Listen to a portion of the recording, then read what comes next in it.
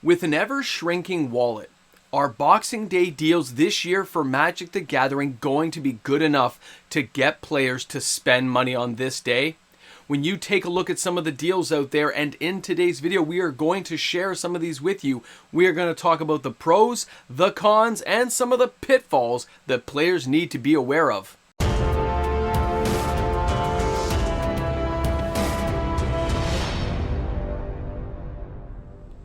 How do you know if it's a deal?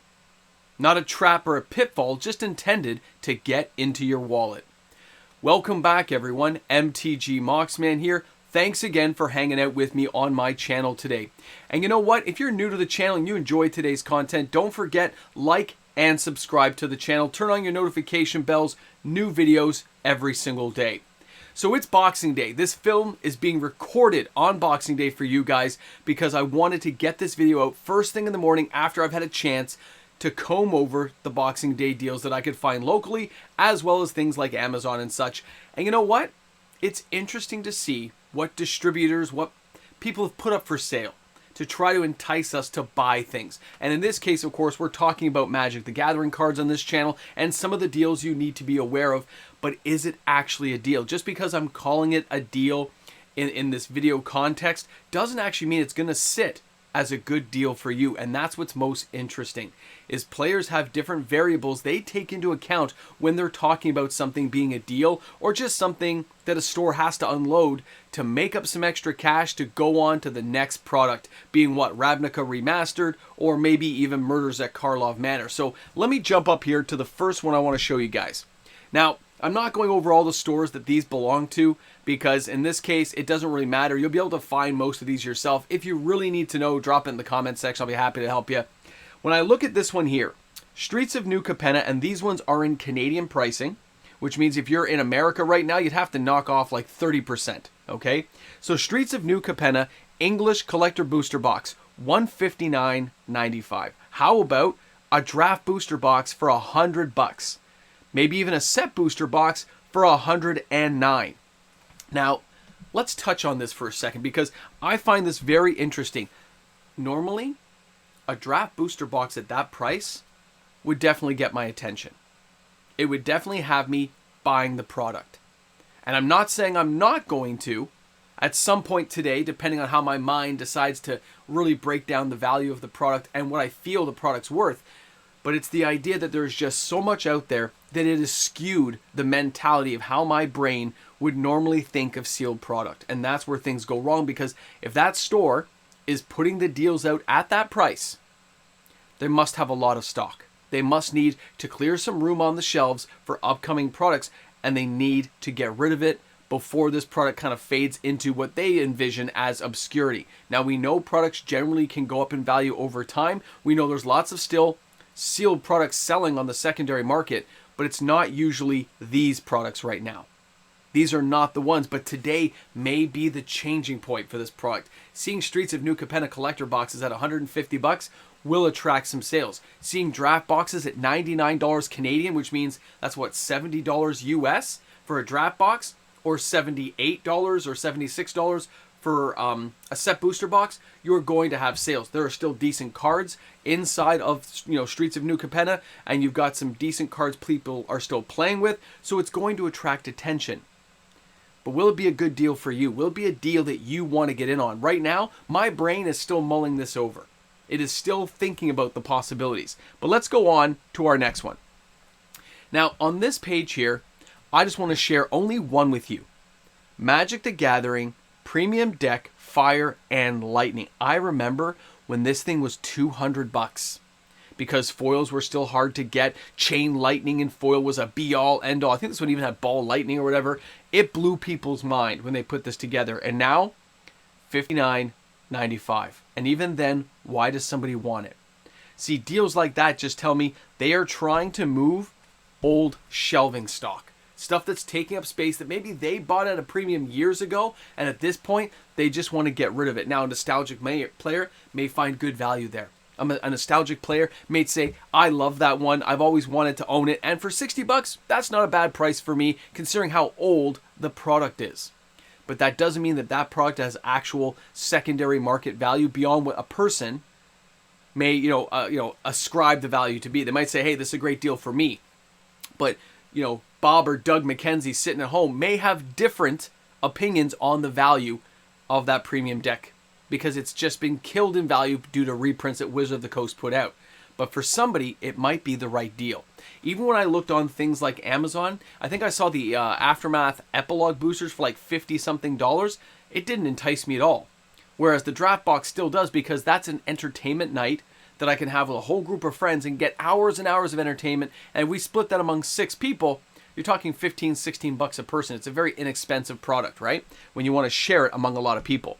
Now on this one here, again, Innistrad Crimson Vow Draft Booster Box, $99. How about the collector boxes for $159? And you notice here, littered throughout these pages, you'll see the theme boosters from things like Ikoria, Innistrad, because they don't make them anymore. But at $4, is that really a bad deal? Is that really such a hard thing to get in on? Depending on where you are in Magic and what you're trying to do, it may seem like a very good deal for you. It might seem like a product that attracts you. But unfortunately, a lot of those theme boosters are basically worthless. They're just cards you can fill in decks with. So I don't recommend buying those personally. I would go after a draft box. Seeing Crimson Vow draft boxes for $99 and realizing they're already a few years old, it kind of, in my old mind's play, makes me think it's a good deal. Makes me think it's worth getting in on, especially if you just want to have a draft box night years from now.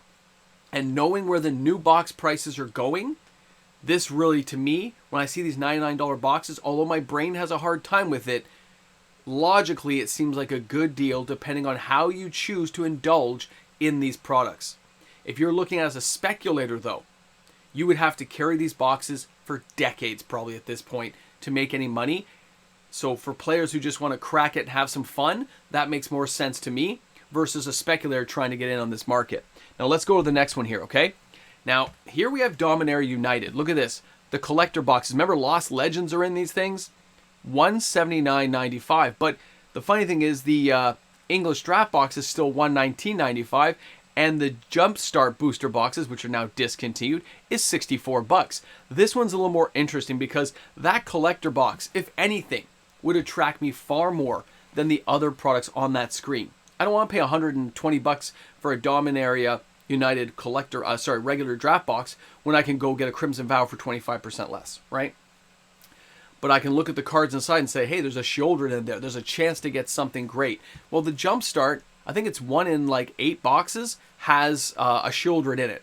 So it's not impossible to get it, getting the Jumpstart. And you can buy 2 Jumpstart for the price of 1 Dominaria draft box. That I find fascinating because there are some good cards in there. It makes players kind of second guess themselves on the potential value. But again, it depends on why you want the product. Because the other thing, and I'm not going to pop this one on the screen, but if I went to something like a downtown store like Face to Face, they have 20% off all high-end singles. So that means here in Canada, taxes in Ontario are 13%. So basically you're just getting 7% off minus the taxes, okay? But still, it's some kind of savings, and 20% does look good on your screen before the taxes get tallied, and it looks pretty enticing. And again, if it's somebody in the US buying, it's a lot more than that because the US dollar goes so much further. So if they go to facetoface.com and they say, hey, I want to go drop a honey for $6.99 Canadian, but you got to take away basically 50% because it's going to be 20% of the Canadian price plus the carryover 30% in US dollars. Now, I understand sealed product has a hard time going across the border for a US citizen if they, because Wizards has real weird rules on how they transport stuff, but secondary market people can do what they want and singles can travel across. So don't be surprised today if a lot of these stores like Face to Face who do have some high-end cards, that if there's some US citizen out there who now knows about this deal, will start clearing out some of that inventory because the price is basically 50% off, and that's pretty enticing to anybody out there looking at these price points. It's crazy to think about, to see where a Boxing Day deal may lead you, but not all of them are deals. Some of those things like the theme boosters, for a grandma or grandpa saying, hey, it's a great thing to get little Johnny. I can get a whole bunch of these cards they like, and yes, they'll sell. A lot of this product is going to move. But you have to ask yourself why it's moving. It's not just the store trying to dump it because they couldn't move it and trying to get rid of some dead inventory.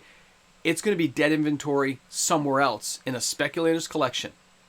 It's going to sit there on a shelf doing nothing but gathering dust and gathering years. But if there's so much of it out there that nobody cares and it gains no value, then the speculator's not winning. But if a player wants to draft with it, if a player wants to crack the packs and have some fun and enjoy the game for what it is, just to play the game, I think that's a good deal. I think some of the deals I showed you guys right now are very decent deals depending on how you choose to indulge in it. What's wrong with getting a couple of jumpstart boosters and mixing that in with a couple of booster packs and having a good night? Absolutely nothing. And comparatively speaking, with recent pricing, the increases we know are coming, this is going to seem like bargain basement deals. And I think that is just crazy to think about in my brain, where I go, I'm not buying it. There's no good deal. I'm going to have to sit on this product, because the reason I would buy it is to sit on it for a longer period of time, because I have enough boxes I can draft with for the next 20 years. But for a player who maybe just has had a tight budget and looks at that and says, hey, I can just buy this for me and my buddies. We can come down here in a couple of weeks, draft this out for like, I don't know, 6 people at $100, whatever. That's a good deal. $15 a person for 6 packs. It is going to seem like a very good deal. I like the idea of that. And a lot of the stores will probably see a lot of these products moving in the next several days. And as the stocks dwindle, they'll probably take the deal off. They may have 100 boxes, maybe 200 boxes, which is, of course, a big chunk of money that's tied up. But as the boxes start to leave the inventory, stores always like to leave 2 or 3 boxes around so they can age. And hopefully, like a fine wine, give them better returns years down the road. Remember that, guys. These deals are only going to last as long as the product's in stock, and only if it's a real deal to you at home. A lot of these are pitfall traps, hoping to get speculators involved because they have bigger wallets and usually have a longer time span to think about things. But in this case, I don't think the speculators are going to touch it long term. They're going to go for those high-end cards that may be on sale at different stores. Anyway, thanks a lot for hanging out. Hope you guys enjoyed the video today. Make sure you slam some comments down in the comment section. I'll be reading this stuff all day, although I'm traveling around with family. As you can see, I'm kind of dressed up, ready to go. I wanted to share these kind of deals with you today. Have a great day. Enjoy the world of Magic the Gathering. And remember, it could be a deal, it could be a pitfall, it could be a trap, depending on how you look at it at home. Thanks again, guys. We'll see you tomorrow for another video.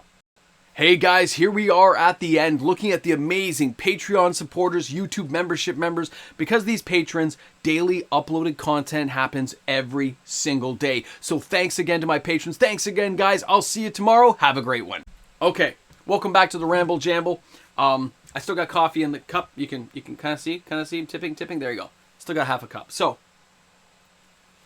I woke up early. I had another video prepped up. I'll put that one on tomorrow. It's more universal. But today when I saw the Boxing Day deals, I kind of got motivated, because when I see boxes for $100, it gets me enticed. And yes, for those of you who know, that was 401 games. That's face-to-face I'm talking about. I did a lot of local big stores because small stores didn't have any deals. They have nothing massive going on because they don't have the inventory or overstock that bigger stores have, okay? So a place like Face-to-Face or 401 are good ones to look at to see what they're clearing out, because unlike Black Friday and Cyber Monday, these are actual deals overall. When I see a box for $100, that's a decent deal. Yes, it's Crimson Vow. Yes, it's New Capenna. But to be able to enjoy these products and still realize there's triomes in one, you got some decent vampire cards that can mix with other things going on, they're not bad. Not bad deals at all. Also, when I look at some of the collector boxes, $150 is still a lot less than buying a Play booster box. This is where players are going to go, because it's where my mind's going. Friends who are checking this stuff out, I'll be honest, a couple of them already bought boxes of the Streets of New Capenna because of the triomes and cards they like to just open and have some fun with, and they enjoy the overall theme of the set, keeping it as a separate entity. My friends are really big on that lately, where it's like, don't mix sets in. You just let it play on its own, open some packs, be creative, and have fun. I like the idea of it. I like the idea of some of these deals. I just don't know how many players are going to buy in. It's the price point that's going to be attractive, but the secondary market with what Wizards has done with reprints is going to kill it. It's just the way it's going to be. But the secondary market sales for some of these high-end cards, even I'm enticed, but I don't have cash right now to do it. Some of you guys might have some Christmas money or even gotten like gift cards for some of these stores that maybe you're going to indulge in some of the stuff. Either way, I'll be curious to find out. Drop a boomstick in the comment section. I'll see you guys tomorrow for another video. Have a great one. Chill out and enjoy the day. We got Christmas holidays, man. It's great to be off work for a little bit. I'll see you guys soon. Have a great one.